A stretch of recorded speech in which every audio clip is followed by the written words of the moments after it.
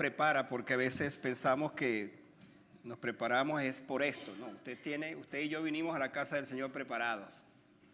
Y por supuesto, todo esto no es sino la expresión de nuestro gozo, de nuestra alabanza al Señor. Y en efecto, vamos a abrir nuestras Biblias en el libro de Lucas. Estamos cerca del final de este libro. Qué tremendo tiempo. Yo no sé si usted se ha gozado con estos mensajes, con esta serie titulada Certidumbres en tiempos de incertidumbre.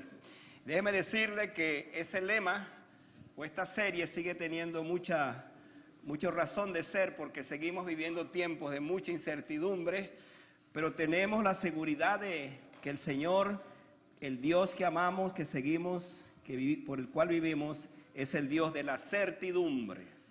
Por eso leemos en Lucas 20, vamos a leer los versículos 19 en adelante. Otra vez Lucas capítulo 20, y dice el versículo 19: procuraban los principales sacerdotes y los escribas a echarle mano en aquella hora, porque comprendieron que contra ellos había dicho esta parábola. Acuérdense que la semana pasada estuvimos hablando de esa parábola. Pero temiendo al pueblo y acechándole, enviaron espías que se simulasen justos a fin de sorprenderle en alguna palabra, para entregarle al poder y a la autoridad del gobernador. Y le preguntaron diciendo: Maestro, sabemos que dices y enseñas rectamente y que no haces acepción de personas, sino enseñas el camino de Dios con verdad. La pregunta es: ¿nos es lícito dar tributo al César o no? Mas él, comprendiendo la astucia de ellos, les dijo: ¿por qué me tentáis? Mostradme la moneda. ¿De quién tiene la imagen y la inscripción? Y respondiendo dijeron: de César. Entonces, repitan conmigo ese texto. Le dijo: pues dad al César lo que es del César, y a Dios lo que es de Dios. Repítalo otra vez. Pues dad al César lo que es el César, y a Dios lo que es de Dios. Y no pudieron sorprenderle en palabra alguna delante del pueblo, sino que, maravillados de sus respuestas, callaron. Oremos. Padre, nosotros también queremos callarnos en tu presencia en esta hora. Que no haya ruidos en nuestra alma, nuestro espíritu, nuestra conciencia para oírte. Que este sea un tiempo de quietud, donde nos encontramos contigo y tu palabra. Qué tremendo pasaje hemos leído esta tarde. Qué tiempos aquellos cuando tú, antes de la cruz, justo antes de la cruz, de morir en la cruz, revelaste estas verdades eternas que las seguimos predicando hoy. Gracias, Señor, por esta palabra que hoy vamos a traer. Y gracias por este día, gracias por este tiempo, en el nombre de Jesús. Amén. Bien, los niños van a sus lugares para recibir sus clases, y nosotros los adultos, jóvenes adultos, se quedan aquí y nos quedamos aquí. Bienvenidos, bienvenidos todos.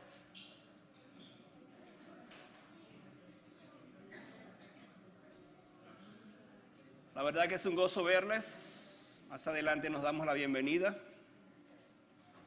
Hoy es un día que va a ser memorable por varias razones. Y queremos hoy tener nuestro espíritu muy conectado con el Espíritu del Señor, por supuesto, por todo lo que vamos a hacer. El tema de hoy lo titulamos: a cada uno lo que le corresponde. Ese es el tema. Lo basamos en la declaración de este texto: dad al César lo que es del César, pero a Dios lo que es de Dios. Cada vez que Jesús respondía a alguna pregunta de sus adversarios, habían dos cosas que quedaban como evidencias: la verdad frente a todas las cosas, pero también el corazón descubierto de quién hacía la pregunta. ¿Cuál era la intención de la pregunta? Por cierto, es interesante que en el pasaje anterior, en el de hoy y la próxima semana, hay preguntas, muchas preguntas que se hicieron o le hicieron a Jesús. Y cada pregunta va a tener una intención. Pero lo importante es que entonces, frente a las intenciones de estas preguntas, hay un Cristo maravilloso que trae una respuesta asombrosa. Una respuesta que hace pensar. Porque Jesús nunca habló para agradar. Nunca respondió para escapar. Y nunca usó palabras para protegerse. Por lo tanto, nadie podía o pudo sorprender a Jesús en una pregunta. Con alguna pregunta capciosa, con alguna pregunta con una mala intención. Qué distinto a nosotros, ¿verdad? Cuando nos hacen una pregunta acerca de algo o de alguien y nosotros comenzamos a dar una respuesta quizás evasiva, no exactamente de esa manera, porque simplemente no queremos comprometernos con la pregunta. No queremos decir algo que al fin y al cabo quizás a la otra persona no le interesa. Así somos los seres humanos cuando respondemos. Por ejemplo, alguien me pregunta, ¿por qué llegaste tarde?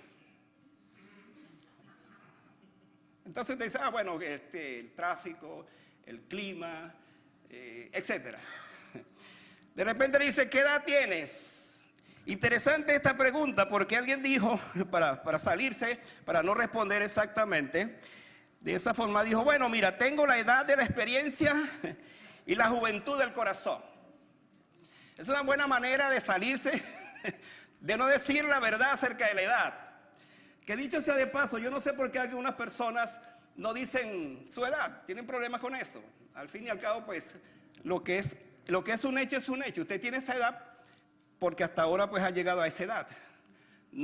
Ahí no hay cambio, simplemente la tenemos. En el pasaje de hoy, los adversarios de Jesús llegan con una pregunta aparentemente legítima. Fíjese esto. Una pregunta aparentemente legítima, pero en realidad cargada de malicia. Querían atraparlo, comprometerlo y usar sus palabras para ver dónde podían agarrarlo. De hecho, hermanos, cuando usted lee la Biblia y la vida de Jesús, nos vamos a encontrar siempre que esas preguntas que la gente le hacía, especialmente los fariseos, los religiosos de su tiempo, tenían la intención de atraparlo, de que él cayera en algo. Y en este texto nos alcanza a todos, hablando en ese sentido, porque no solo expone la dureza de los enemigos, también confronta nuestras lealtades divididas, nuestras obediencias parciales y nuestra tendencia de darle a Dios menos de lo que le corresponde. Por eso el texto va a hablarnos de esa forma. Al mismo tiempo, este pasaje nos permite contemplar la sabiduría perfecta de Cristo y escuchar con serenidad la esperanza que Él nos presenta en este llamado para dedicarle a Él lo que le corresponde. El punto que quiero enfocar aquí antes de entrar en detalle en mi mensaje es que tomemos en cuenta esto. Tomemos en cuenta que según la pregunta hecha a Jesús, al César hay que darle lo que le corresponde. Y otra vez voy a explicar de qué se trata esto más adelante. Pero el énfasis de Jesús es darle a Él lo que le corresponde, darle a Dios lo que le corresponde. Les propongo esta tarde que vayamos en 3 ideas directrices. La primera es que veamos aquí cómo la dureza humana se resiste al señorío de Cristo. Por lo que vamos a ver la intención de estos espías que le presentaron a Jesús, que llegaron a Jesús. Segundo, contemplemos la sabiduría serena y perfecta de Cristo al dar su respuesta a la pregunta. Y por último, escuchemos el llamado amoroso pero absoluto de Dios para rendirle a Él nuestras vidas. El énfasis final va a ser que si bien tenemos un compromiso con el César, nuestro compromiso más grande no es con el César, es con el Señor. Visto de otra manera, podemos decir, tenemos un compromiso en esta vida, tenemos un compromiso en este mundo, tenemos responsabilidades en este mundo que cumplir, pero la responsabilidad más grande, el llamado más grande lo tenemos para con nuestro Dios. Que Dios nos ayude a entender la implicación de esto. Así pues, el creyente tiene un deber con el César, pero tiene un deber más grande con Dios. Entonces, consideremos la malicia detrás de la pregunta. Vea la pregunta. Versículo 20. Y acechándole enviaron espías que se simulaban justos, a fin de sorprenderle en alguna palabra para entregarle al poder y a la autoridad del gobernador. No sé si se da cuenta, para que siga allí la Biblia, esa expresión acechándole enviaron espías. Esta vez los fariseos, quienes iban a ser los encargados finalmente de entregar a Jesús, no fueron personalmente, sino que enviaron algunos. Y ellos fueron allí para entonces encontrarse con Jesús y confrontarle y hablarle, y en fin, buscar alguna manera. Así que Lucas nos dice que enviaron espías que fingían ser justos. Su apariencia era religiosa, pero su intención era perversa. No querían honrar a Dios, pero querían destruir a Cristo. Le hicieron una pregunta política con apariencia espiritual, y Lucas aquí nos habla precisamente de la intención de esa pregunta. Querían como que vigilar a Jesús de cerca para encontrar algo en sus palabras que dijera: esta palabra, esto que dijiste, te condena. Y hermano, la verdad gloriosa de estos pasajes, de la presencia de Jesús en ese tiempo, y lo que posteriormente nos va a dejar como enseñanza, es que Jesucristo nunca dijo algo, jamás dijo algo que no fuera conforme a la palabra, la verdad. Jamás dijo él una cosa que los enemigos la tomaron como esa para condenarle. Déjeme adelantarme y decir esto. La única cosa que Jesús dijo que fue la causa de su condenación es cuando lo confrontaron, le dijeron: ¿eres tú entonces el Hijo de Dios? Y él dijo: sí, soy el Hijo de Dios. Y de aquí en adelante verán al Hijo de Dios sentado a la diestra del Padre. Y ellos dijeron: pues no tenemos más otra cosa ya para condenarte, por tus propias palabras te condenas. Fue lo único que dijo en ese sentido que le llevó a la condenación. Pero nunca Jesús dijo otra cosa. Pero sin embargo aquí tenemos a un grupo, a unos espías que llegaron con la intención, con una total malicia, dejando ver el deseo entonces de que sus palabras, o que si Jesús decía algunas palabras contrarias, eso iba a ser la causa para agarrarle. Todo esto nos recuerda cuán engañoso puede ser el corazón humano, pero también cuán sereno, limpio y firme permanece Cristo en medio de la malicia. Este texto es maravilloso porque nos muestra precisamente que a Jesús no se le podía atrapar en nada que fuera contrario a lo que es la verdad misma. Es como alguien que no hace una pregunta, en el caso de ellos, para aprender, sino como un abogado que formula una pregunta con la intención de llevar al otro exactamente al punto de hundirlo. La pregunta tiene la intención de que tú caigas en eso, que tú respondas exactamente como se te está preguntando, para cambiarlo todo. Entonces la pregunta no busca luz, en este caso, busca una caída. Y esto me lleva al versículo 21. Miren, el versículo 21 dice: y le preguntaron diciendo, aquí viene la malicia: Maestro, sabemos que dices y enseñas rectamente. Ahora, por favor, sígame aquí, porque aquí hay algo interesante, y es la sutileza de estos hombres. ¿Cómo se va viendo en la pregunta? Llegan con un gran elogio. Es lo que vamos a ver aquí. Lo que dicen de Jesús es verdadero. Otra vez vean el versículo 21 allí en sus Biblias para que lo analicemos bien. Mira lo que dice el versículo 21. Le dijeron: Maestro, sabemos que dices y enseñas rectamente. ¿Era cierto eso o no era cierto? Era cierto, por supuesto. Él era el maestro. Las verdades que está enseñando eran muy ciertas. Luego dice: y no haces acepción de persona. La buena noticia de este texto sigue siendo la misma. Jesucristo no hace acepción de personas. Usted esta tarde está aquí, y le quiero decir con todo mi corazón que Jesucristo te ve exactamente como eres, ni más ni menos. Y Él te acepta exactamente como eres. Entonces ellos dijeron una verdad, pero están haciendo un planteamiento con astucia. Luego dice, sino que enseñas el camino de Dios con verdad. Están dando por sentado que todo eso es cierto. Por supuesto que todo esto es cierto. Y hermanos, en medio de todo esto, se ve entonces la hipocresía de ellos. La verdad puede usarse como instrumento del engaño. No están honrando sinceramente al Señor, están envolviendo en la trampa para que entonces Él responda de otra manera. Los elogios son muy importantes en este caso. Y por supuesto, Jesús sabe cuál es la intención de sus planteamientos.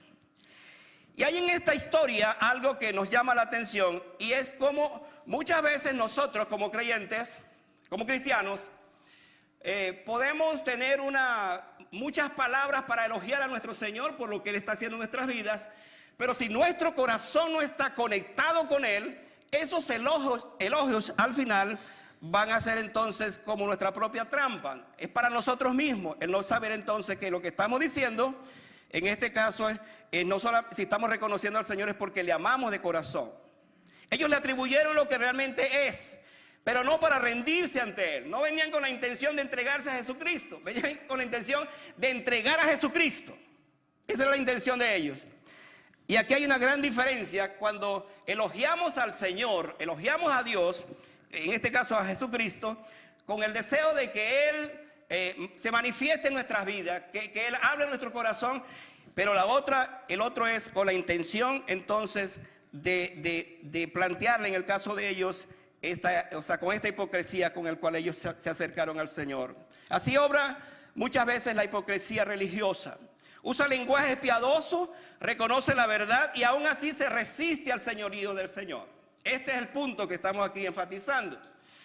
Llegaron con la intención de que Jesucristo dijera otra cosa, pero no con el deseo de que Jesucristo fuera verdaderamente su Salvador, su Señor. Muy lejos de eso.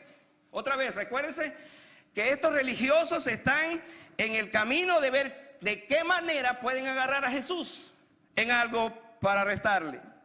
Entonces no es suficiente decir que Jesús es buena gente, por ejemplo, si finalmente no le obedecemos. Muchas veces escuchamos expresiones como esta: Jesús sí, buena gente, buen maestro, es el Dios Salvador, pero no estamos dispuestos a seguirle. Y aquí viene la pregunta.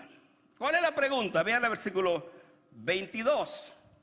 Allí en sus Biblias podemos ver este texto, esta pregunta que dice así: ¿nos es lícito dar tributo al César o no? Fíjense entonces la trampa, la pregunta que era una trampa. ¿Nos es lícito dar tributo o pagar tributo al César o no? La pregunta sobre el tributo no nace de un deseo de obedecer mejor, sino de un intento de forzar a Jesús a escoger entre dos conflictos. Ahora, vamos a plantearlo de esta manera. ¿Cuál era la situación? Si Jesús decía, sí es lícito dar tributo al César. Si Jesús decía así, entonces ellos inmediatamente iban a argumentar que los judíos por mucho tiempo vivían con esta situación de pagar los tributos al gobierno en este caso, pero eran tributos terribles para ellos. La situación era simplemente, por eso existían los publicanos, que eran cobradores de impuestos, y por supuesto todos ellos eran ladrones, dice la Biblia, dice la palabra del Señor. Entonces cuando ellos les hacen esta pregunta, ¿es lícito dar tributo al César? Querían saber entonces, si Jesús dice que sí, entonces Él está a favor de Roma. Si Jesús dice que no, entonces también ellos estaban buscando que la respuesta de Jesús al decir que no, estaban entonces en desacato de las autoridades. Entonces era una pregunta que tenía una trampa, envolvía una gran trampa. Pero hermanos, vamos a ver esto. En el fondo aquellos hombres no estaban preocupados por honrar a Dios, sino por usar el tema de dar al César como un arma de manipulación. Pero el Señor no permitirá que una cuestión civil fuera usada para ocultar el verdadero problema espiritual. ¿Cuántas veces también nosotros discutimos asuntos secundarios para no tratar con lo principal, lo más importante. En esta pregunta uno puede encontrar entonces que la intención no era exactamente tener una respuesta clara de Jesús al respecto, sino otra vez lo que querían era envolver a Jesús en la trampa. Por eso este texto nos advierte que un corazón no sometido puede usar aún temas legítimos como excusa para resistir la verdad. Hermanos, no basta preguntarnos qué debemos dar en lo externo. Debemos preguntarnos también si estamos dándole al Señor lo que ya le pertenece a Él por completo. Y ese es el corazón de la pregunta, pero también de la respuesta que viene. En esa dirección irá lo que el Señor va a dar. Esta aplicación es importante. El Señor no nos confronta para alejarnos, sino para llevarnos al arrepentimiento. Y eso va a ser, repito, la intención de esta pregunta. Entonces, bien haríamos en pedirle al Señor esto: Señor, quita de mi corazón, quita de mí todo corazón duro, toda apariencia sin verdad, y dame un espíritu rendido para recibir tu voluntad con sinceridad. Creo que la intención entonces de estos espías al confrontar a Jesús con esta pregunta era precisamente para que Él respondiera de otra manera. Pero vamos a ver entonces cómo respondió Jesús. Y eso me lleva a mi segunda consideración, versículo 23. Consideremos la sabia respuesta que da el Señor. ¿Cómo respondió Jesús a esa pregunta? Vean lo que dice el versículo 23 del pasaje que estamos allí leyendo. Dice el versículo 23, dice allí, estamos en el 23, mas Él, comprendiendo la astucia de ellos, les dijo, otra pregunta: ¿por qué me tentáis? Fíjense lo interesante del planteamiento de Jesús. Siempre respondió una pregunta con otra pregunta, para confrontar a aquellos que venían con otra intención. ¿Por qué me tentáis? Este versículo nos deja ver algo muy solemne y consolador a la vez. Cristo no solo escucha lo que decimos, Él conoce lo que hay en el corazón. Esta es la verdad central de este pasaje. ¿Por qué me tentáis? Aquellos hombres llegaron con palabras bien ordenadas, con formas respetuosas y con una pregunta que parecía correcta. Por supuesto la pregunta era correcta, porque había un deber con el César y había que cumplir con el César, pero también el Señor plantea lo otro. Así que el Señor vio de inmediato la intención escondida. Nada en ellos está oculto delante de sus ojos. Jesús no fue engañado por la apariencia, porque en Él no hubo engaño ni falsedad, dice la profecía, con el cual la profecía que habla también de su muerte. Yo quiero enfatizar este aspecto y analizar esta pregunta de Jesús, para que, hermanos, nos ubiquemos como creyentes en una condición donde Él en efecto también se acerca y mira el corazón, no mira la apariencia. Lo tremendo de nuestro Señor es que Él, cuando le estamos hablando, Él no nos está viendo los ojos, Él está viendo el corazón. Eso sucede cuando oramos, por ejemplo. Eso sucede cuando hablamos con Él. ¿Qué hay adentro? ¿Qué está dentro de nuestro corazón? Ellos veían con astucia, o vienen con astucia, pero Cristo permaneció sereno, santo y lleno de la verdad. ¿Por qué me tentáis? ¿Qué descanso hay para el creyente en saber que nuestro Salvador ve más allá de las apariencias y nunca se equivoca cuando va a juzgar? Eso es lo lindo de este pasaje. Y nos muestra a todos nosotros que si bien estamos delante de Él con nuestra apariencia, al fin y al cabo lo que Él está viendo es el corazón. Vamos a verlo de esta forma. En este momento estamos en la iglesia, estamos participando de este tiempo, estamos escuchando su palabra, y Él sabe lo que estás pensando. Él sabe lo que estás en este momento, lo que hay está allí en tu corazón, cualquier cosa. Él sabe lo que hay allí. ¿Por qué? Porque Él no solamente ve la apariencia, Él ve lo que está en tu corazón. Nosotros podemos impresionar a otros con palabras bonitas, palabras correctas, palabras muy hermosas, pero ¿qué hay en el corazón? ¿Qué hay adentro de nuestro corazón? Es el planteamiento de este pasaje.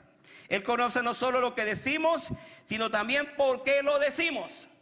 Cuando esta gente llegó ante Él y le dijo, ¿es lícito dar tributo al César? Él dijo, ¿por qué me tentáis? ¿Cuál es el propósito? ¿Por qué están hablando de esa manera? Por eso este versículo no solo exalta la sabiduría perfecta de Cristo, también nos llama con ternura y firmeza a venir delante de Él con sinceridad, sin máscaras, sin cálculos, sin doblez. Presentarnos como somos. Esta verdad me encanta explicarla y afirmarla en la palabra del Señor, hermano. Nosotros no podemos delante del Señor sino decir, esta es mi vida, Señor. Así es como soy. Porque otra vez, delante de los hombres decimos cualquier cantidad de cosas, nos justificamos, presentamos muchas cosas, pero delante del Señor entonces Él sabe realmente cuál es la intención de nuestro corazón. Mire, es tanto esto que en la Biblia hay dos apóstoles que hablando en este sentido dijeron dos cosas, o Jesús dijo una de esas cosas a él, a ese apóstol, y otro apóstol dijo algo de Jesús, y es lo siguiente. Cuando Jesús estaba llamando a sus apóstoles, había uno de ellos llamado Natanael. Y dice la Biblia que cuando Jesús vio a Natanael y se acercó a él, Natanael, uno de sus apóstoles, que iba a ser sus apóstoles, dijo estas palabras: he aquí un verdadero israelita en el cual no hay engaño. Ahora, hermano, que Jesús diga eso de alguien que todavía no lo tiene en su círculo, no forma parte de sus discípulos, es algo asombroso. Porque si Cristo está diciendo, lo está calificando de esa manera, entonces, por cierto, Él se sorprende porque dice: ¿cómo sabías tú eso, Señor, de mí? Porque te vi cuando estabas debajo de la higuera. Y por supuesto, ninguna de esas cosas Él sabía, pero es que está hablando con Jesucristo, que todo lo sabe, que es omnisciente. Y hermano, escuche esto. Este punto es uno de los puntos más tremendos en la vida de un hombre y una mujer. Que Él pueda decir de nosotros: he aquí un hijo de Dios, un creyente en el cual no hay engaño. Qué desafío, qué reto tan grande para nosotros, cuando Él dijo semejante cosa. Pero tenemos el otro caso de Pedro. Después que Cristo resucitó, lo confrontó 3 veces, le dijo: Pedro, ¿me amas? Y yo: Señor, tú sabes que te amo. Pedro, ¿me amas? Tú sabes que te amo. Le volvió a preguntar: Pedro, ¿me amas? Dice la Biblia que él se entristeció porque le preguntó 3 veces: ¿por qué me amas? Y Pedro dice: claro que yo te amo. ¿Y sabe qué dijo Pedro? Señor, tú lo sabes todo. Tú sabes que te amo. Ahora, por favor, escuche esto frente a lo que estamos aquí discutiendo o analizando. Y es que llega el momento en nuestra vida cuando nos confrontamos con la palabra y con el Señor, que tenemos que decir: Señor, tú lo sabes todo. Yo puedo engañar a mi esposa, yo puedo engañar a mi esposo, yo puedo engañar a mis hijos, yo puedo engañar a mi jefe, pero a Dios no lo engañamos. Porque Jesucristo sabe todas las cosas, sabe lo que hay en nuestro corazón. Déjeme explicarlo de esta manera. Un cirujano necesita una mano firme y una visión clara para no dañar lo que está tocando. De manera infinitamente superior, Jesús maneja la verdad con exactitud perfecta. Sus palabras nunca sobran, nunca faltan y nunca fallan. Son exactamente las palabras que necesitamos oír y entender. Entonces Jesús va al versículo 24, le dice: mostradme un denario. Denario era la moneda, una moneda muy popular en ese tiempo, una moneda romana, como el equivalente a $1. Hoy día nosotros vemos el dólar y ahí tiene la figura de Washington o de otros personajes de este país. Ahí está. Dice: mostrarme un denario. Y pregunta: ¿de quién tiene la imagen y la inscripción? Y entonces ellos, por supuesto, la respuesta, él hace esa pregunta en el versículo 24. Y entonces respondieron: pues del César. Interesante que Jesús los lleva entonces a esta parte. Descubran de quién es la moneda. Pues del César. Y aquí viene la respuesta de Jesús: pues den al César lo que es del César y a Dios lo que es de Dios. Ahora, por favor, sígame, porque en esta parte es donde vamos a encontrar la esencia, el sentido de todo este mensaje. La sabiduría del Señor se ve que no entra de inmediato en la discusión, sino que pide una moneda, un denario, algo común en la vida de ellos.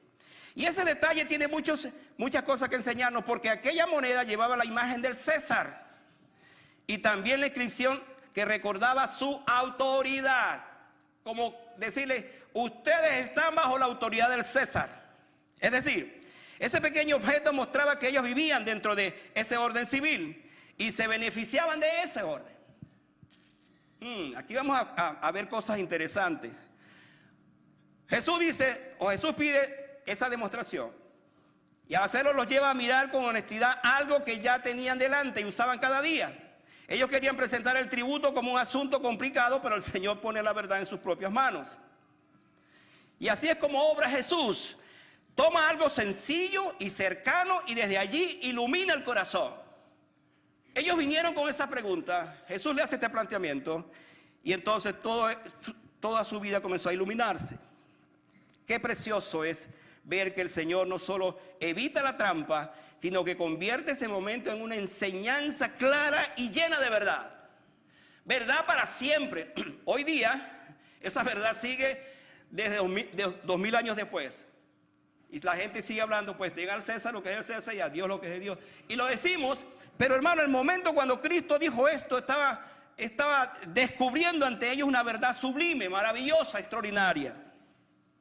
También nosotros debemos aprender esto. Muchas veces Dios usa cosas comunes, pequeñas y diarias para hablarnos al alma. Lo que llevamos en la mano, lo que administramos y lo que usamos cada día puede dejar en nosotros enseñanzas maravillosas. El César, hermano, lo tocamos todos los días.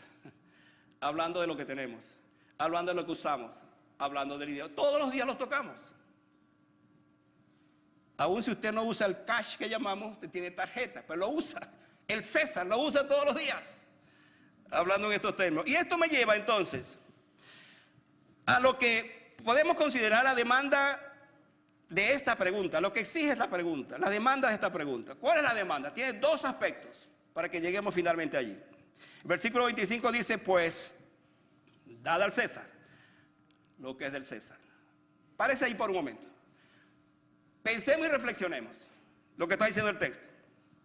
Con esta palabra Jesús reconoce que hay deberes que sí debemos cumplir en esta vida.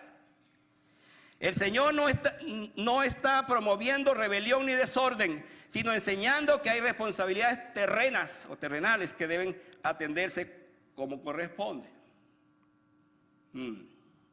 Nos cuesta pagar los taxes, hermanos, para que pongamos esto en contexto. Sí, hermano, nos cuesta. No es fácil. Pero déjeme decirle que esta enseñanza de Jesús nos ubica en las responsabilidades civiles que tenemos. Nosotros tenemos un compromiso con el país donde vivimos, es nuestro compromiso. Y déjeme decirle que si usted no paga taxes en este país, prepárese porque de alguna otra manera los va a pagar al final, si quiere permanecer en un país como este. Le estoy poniendo una verdad que nosotros sabemos, pero que a veces se nos olvida. Tenemos responsabilidades con el César. Eso no admite discusión, pero note bien, Jesús no está exaltando al César, por favor, por encima de Dios. Está poniendo al César en su lugar. Dad al César lo que es del César. O sea, nuestras responsabilidades civiles tenemos que cumplir. Los que somos ciudadanos de un país, votamos. Bueno, algunos tenemos la experiencia de que hace tiempo no votamos en nuestro país de origen por varias razones. Pero votamos. ¿Por qué votamos? Porque nos interesa saber quién va a gobernar al país. ¿Quién va a estar allí? Esa es nuestra responsabilidad. Además de otras cosas que tenemos como responsabilidades. El poder humano tiene límites y su autoridad nunca es absoluta. Aun cuando cumplamos con las responsabilidades civiles, su poder no es absoluto. Aquí hay una aplicación muy necesaria. El creyente no debe vivir en desorden, irresponsabilidad o desprecio por sus deberes, pensando que eso no es espiritual. Hermano, toda nuestra vida es espiritual. Por cierto, ese concepto que dice la vida secular y la vida espiritual. No hay vida secular y no hay vida espiritual. Hay una sola vida para el creyente. Y toda la vida del creyente es espiritual. Aunque dentro de esa vida espiritual, él ejerza esa parte secular, si es que hablamos de esos términos. Entonces, honrar nuestros compromisos legítimos, actuar con rectitud, cumplir lo que es debido. Déjeme decirle esto, El creyente debería ser el mejor ciudadano de un país. Voy a repetir esto. El hijo de Dios debe ser la mejor persona de la compañía, de ese trabajo, de esa universidad, de esa escuela, donde esté. Debemos ser los mejores. ¿Por qué razón? Porque somos cristianos, porque somos hijos de Dios. ¿Sabe qué es triste cuando alguien dice, y este es cristiano y hace esto, y dice esto, y vive así? Es una contradicción. Entonces el creyente, el hijo de Dios, que cumple con el César, debe ser responsable, debe dar lo mejor. Su vida tiene que ser así, transparente. ¿Por qué? Porque está dando un testimonio a la gente, a su jefe, donde vive, donde se desenvuelve. En todo esto Cristo nos enseña a no confundir entonces las cosas pasajeras con las cosas eternas, como va a explicarlo ahora. Tenemos deberes para con el César, aunque a veces nos duele, hermano, porque vemos cosas muy injustas. Es verdad, usted tiene razón. Aún en los países, los gobiernos que tenemos, cosas injustas. Pero ¿sabe qué? Eso no es problema suyo ni es problema mío. El problema es que mi condición es cumplir mi responsabilidad con el César. Que el Señor se encargue de lo demás. Y ahora vamos a ir a esa otra parte. ¿Qué dice la otra parte? Y agarre esto porque creo que este es el corazón de todo esto. Y a Dios lo que es de Dios. Me encanta ese pasaje. Me encanta la forma como Cristo. No es que se defendió, porque yo ni siquiera quiero pensar que Él se defendió. Jesucristo es lo que es lo que fue y es lo que es. Y sus respuestas eran tan convincentes que por eso termina el pasaje diciendo que tuvieron que callarse. No había manera de que ellos pudieran agarrar a Jesús con alguna pregunta media extraña. Entonces aquí el Señor rompe el marco estrecho del impuesto y nos lleva al terreno donde nadie puede esconderse, porque ya no está hablando de una moneda, sino del alma, de la vida, del ser entero delante de su Creador. No es cuánto le pago al César, cuánto le debo hacer, sino cuánto me debo al Señor. ¿Ven la diferencia? Entonces, hermano, aquí la cosa como que se complica.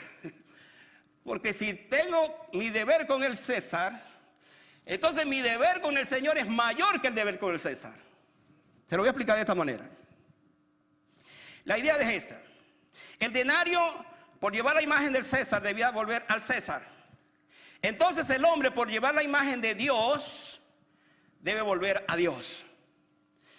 Y me gusta este pensamiento. Hay una imagen del César plasmada en un papel o en lo que hago. Pero hay una imagen marcada en mi corazón que es la imagen del Señor, la imagen de Dios. Y esa es la imagen que yo debo reflejar ante el mundo y especialmente ante Él. Amén, hermanos. Porque eso es lo que somos. Eso significa que Dios no pide solo una parte religiosa de nuestra vida, escuche, sino nuestra mente, nuestros afectos, nuestra voluntad, nuestro cuerpo, nuestro tiempo y nuestro futuro. Dios lo pide todo. Entonces dice, pastor, pero aquí la cosa se complica. Porque además de darle al César, le tengo que dar al Señor todo esto. Entonces, ¿con qué me voy a quedar? Dirá usted, no, hermano, no es eso lo que quiero decir. Es todo lo contrario. Cuando yo soy responsable con el César, pero me doy a mi Señor, hermano, soy bendecido porque de Dios yo tengo todo. De Él viene todo para mi vida. El pecado nos ha acostumbrado a negociar con Dios, a entregarle palabras, momentos o apariencias, mientras retenemos el corazón. Entonces, ¿qué es lo que pide el Señor de ti? Dice por allá la palabra del Señor, que le entreguemos nuestro corazón. ¿Qué pide Jehová de ti? Que te humilles, que te quebrantes, pero que le rindas totalmente tu corazón. Pregúntate con seriedad, ¿qué parte de tu vida sigues reteniendo? ¿Qué rincón no has querido entregarle al Señor? ¿Por qué todavía esa parte de tu vida no se la terminas de entregar a Él? No al César, a Dios, porque le pertenece a Él. Y esa entrega no destruye al hombre, lo rescata, lo ordena, le devuelve al propósito por el cual fue creado. Y esta es la verdad maravillosa: cuando tú te rindes al Señor de corazón, tú ganas más. Porque ahora le dejas a Él, al Señor, que Él entonces comience a obrar en tu vida de tal forma que Él va a tomar esa vida y te va a guiar y dirigir precisamente en aquellas cosas que nunca habías pensado que podías vivir y que podías estar, en este caso, pues participando. Qué bueno saber que el mismo Señor que nos llama a rendirle todo también es digno de recibirlo todo. Darle a Dios lo que es de Dios no es perder, escuche, es volver al único lugar donde el alma haya orden, descanso y verdadera seguridad. Cuando le entregamos al Señor lo que es de Dios, le decimos: Señor, esta es mi vida, esto es lo que tengo, esto es todo lo que te entrego. Y al hacer eso, entonces, hermanos amados, y solo así comenzaremos a entender el valor y la diferencia en lo que es entregarle al César lo que es del César y entregarle a Dios lo que es de Dios. Voy a concluir diciendo estas palabras. Al final, la gran pregunta de este pasaje no es ¿qué haces con una moneda?, sino ¿qué haces con tu vida? Ese es el corazón de esto. La moneda lleva la imagen del César, pero tú llevas la imagen de Dios en tu vida. Por eso el Señor no te está pidiendo un gesto religioso, una emoción momentánea o una obediencia parcial. No te está pidiendo eso el Señor. Él reclama justamente lo que le pertenece. ¿Y qué es lo que le pertenece al Señor? Todo. Así de simple. Es que no te quedes para ti con aquellas cosas que no, esta no te la entrego, Señor, pero esta sí. Y hermano, esa lucha la tenemos constantemente. Hay creyentes, hay personas que dicen: Señor, yo quiero consagrarme completamente a ti, pero tengo esto que no puedo soltarlo todavía. Y lucho con eso. Una adicción, un vicio, cualquier tendencia pecaminosa en mi vida. Está allí, estoy luchando con eso. Pero qué lindo es cuando tú entonces, en absoluta confianza, le dices: ¿sabes qué, Señor? Te entrego todo. Te entrego absolutamente todo. No me quedo con nada, porque todo te pertenece. Y la verdad es que mientras sigamos reteniendo áreas para nosotros mismos, escuche, nunca conoceremos la plenitud del descanso que solo encontramos en el señorío de Jesucristo. Nunca. Porque lo estoy reteniendo y lo he venido reteniendo. Hoy Cristo vuelve a ponerse delante de nosotros con autoridad, con sabiduría y con gracia. El mismo que desenmascara el corazón también es el mismo que fue a la cruz para salvar a los pecadores que tenían un corazón dividido. Él no solo merece tu vida, escucha esto, Él puede redimirla, restaurarla y gobernarla para siempre. De modo que no salgas de este texto admirando solamente la respuesta de Jesús. Déjeme decirle esto. Cuando nosotros entramos a una iglesia como esta, escuchamos un mensaje así y vemos esto y decimos: wow, pero qué tremenda respuesta de Jesús, qué sabio fue Jesús. Eso es lo que Jesús no quiere, eso, que tú digas eso. Lo que Jesús quiere que digas y que hagas y que salgas de este lugar, de este texto, es respondiendo a Jesús. Ríndele lo que le pertenece, ríndele tus luchas, tus afectos, tus pecados ocultos, tus temores, tus planes, tu casa, tu futuro y tu corazón entero. Todo, absolutamente todo, el Señor espera de nosotros. Entonces, para que oremos, ¿por qué darle a Dios lo que es de Dios?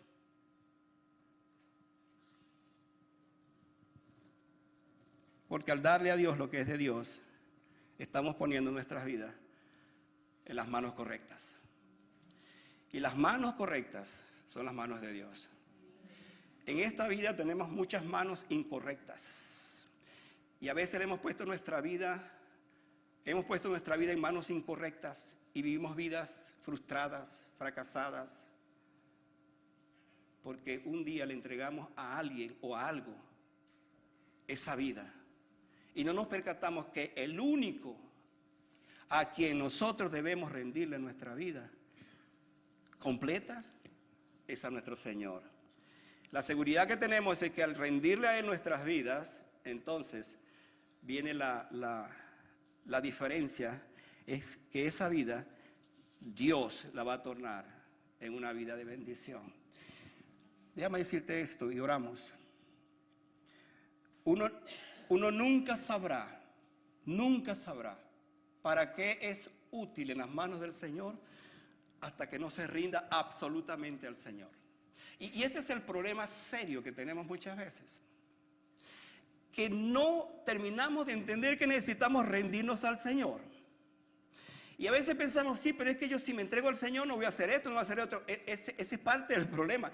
Lo que el Señor le está diciendo es ríndete al Señor y déjale eso que hay en tu vida para que Él precisamente se encargue y obre y actúe. Dad al César lo que es del César, pero a Dios lo que es de Dios.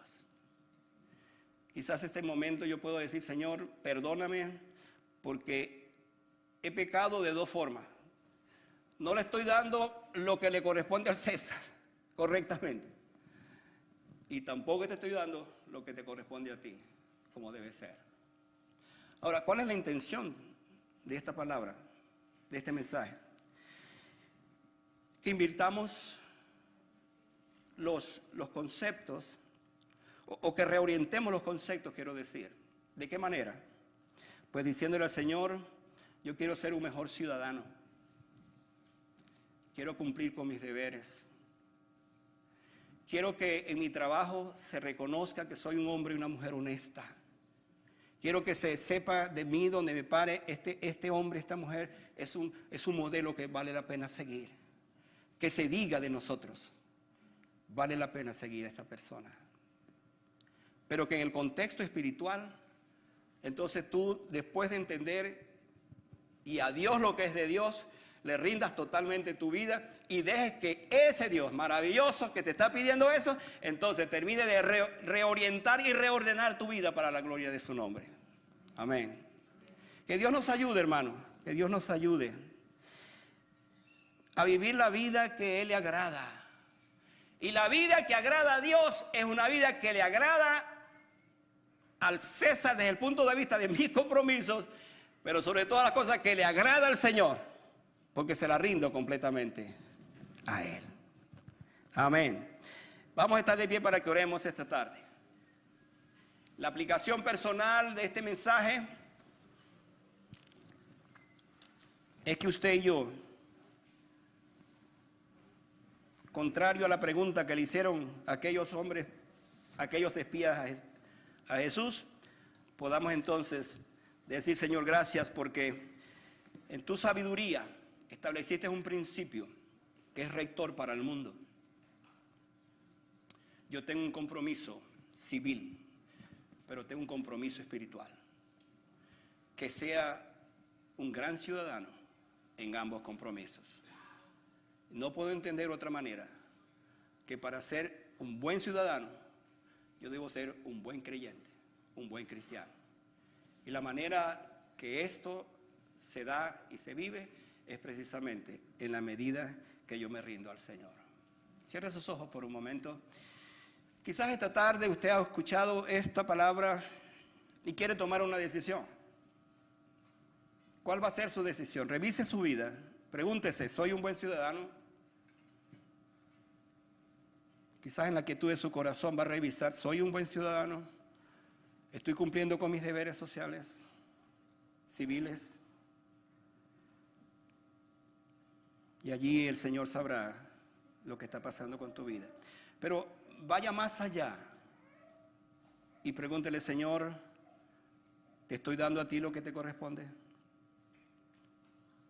No estoy hablando de que usted sea un buen mayordomo en el sentido del dinero, aunque eso es muy importante. Estoy hablándole de que usted sea un mayordomo de su vida, que le pueda decir, Señor, esta vida no es mía, esta vida te pertenece para que tú la administres. Por lo tanto, tuyo es mi tiempo, tuyo es mi trabajo, tuyos son mis emociones, tuyas son, Señor, mis diversiones, tuyo es, Señor, mi futuro. Señor, tuyo es mis preocupaciones. Todo es tuyo, Señor, y quiero dejártelo esta tarde. Yo quiero rendirme a ti, Señor, de corazón. Quiero entregarme a ti. Gracias. Gracias porque en las palabras preciosas tuyas encontramos que tú conoces nuestros corazones. No podemos llegarte a ti, Señor, con apariencia. Tú conoces nuestros corazones. Perdónanos, Señor, las veces que te fallamos. Perdónanos las veces que prometemos y no cumplimos. Perdónanos, Señor, las decisiones que hemos tomado y que hoy nos están afectando tanto.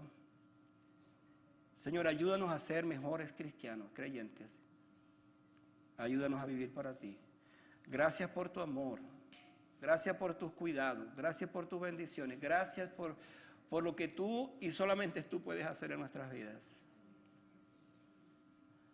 Que vivamos la realidad de este mensaje. Y la realidad de este mensaje es dando a todos lo que corresponde. Que salgamos de este lugar persuadidos de que nuestra vida es otra.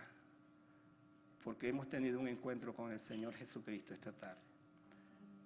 Donde nos arrepentimos de nuestros pecados para con Dios y ponemos nuestra fe en Jesucristo. Gracias, Señor, por esta tarde, por este tiempo. En el nombre de Jesús. Amén. Quédense de pie por un momento. Voy a volver luego para orar otra vez. Mientras cantamos al Señor.